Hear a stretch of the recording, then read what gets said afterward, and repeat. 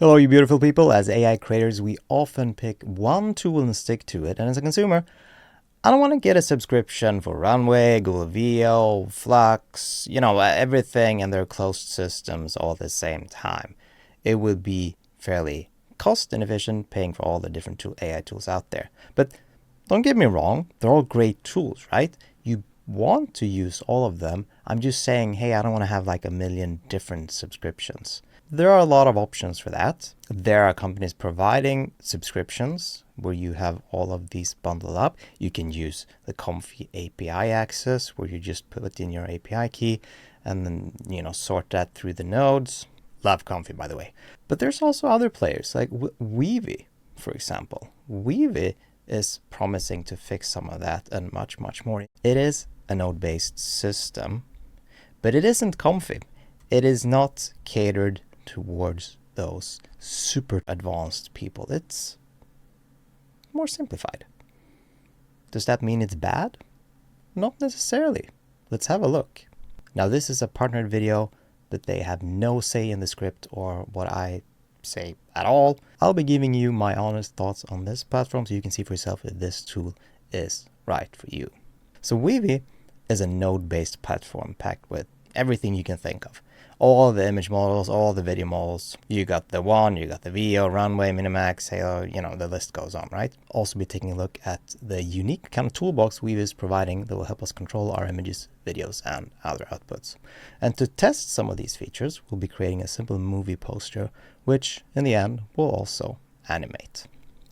Now, a movie poster needs three things. We're going to have a character, we're going to have a cool background, and the title of the movie written in some fancy font.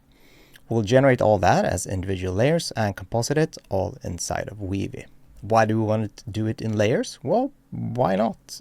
Then you can have kind of that flexibility, right, of changing a layer or working and adapting layers. Let's focus first on the character, and to start we'll need some image generator nodes.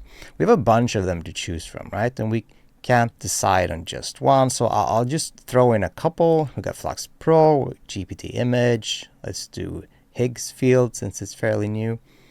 Each node has its generation price listed below and it varies per model, right? And I'd say most of these prices, well, they're pretty fair. Obviously, it's not free. This isn't like using Comfy locally.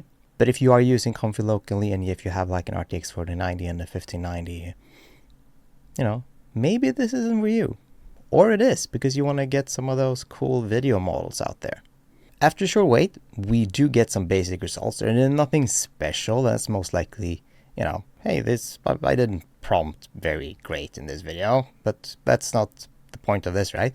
To fix this, we can use the LLM node to help us write a better prompt. And you know what? Let's actually get 4 different LLM nodes so we get some serious various results, right? And I've made a bit of a complex setup over here, but the main star is this text iterator node, which now houses 4 completely different prompts for my cyberpunk character. And if you've been following my channel for some time, you know I love me some cyberpunk. Now this enables me to test more efficiently and get to a desired result much faster. So let's try it out in practice. Now, you should also be aware that the cost of each node now increases by 4, of course, since we're doing 4 generations at once. But, I'm not paying for any of this, so I'm just going wild, right?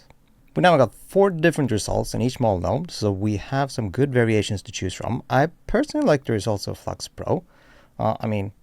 Flux is great. Black Forest Labs.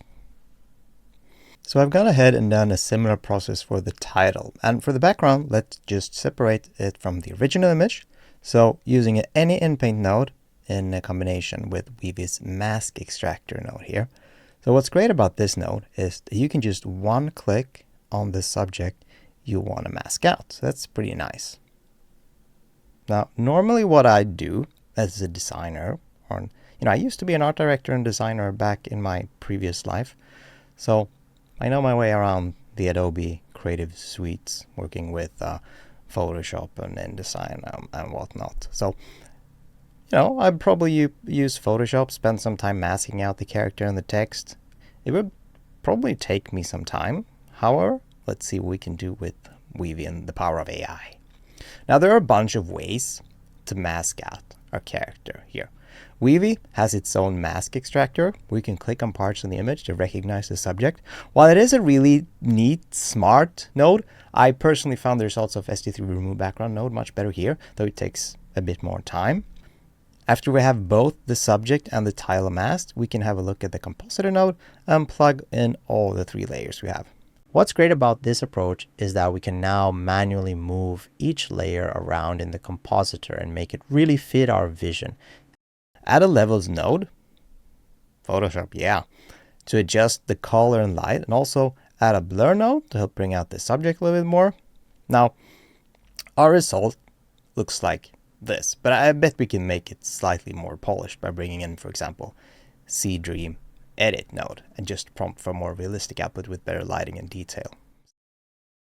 C-Dream has really been kicking it out of the park lately. They've been releasing some really good models, and this is pretty cool.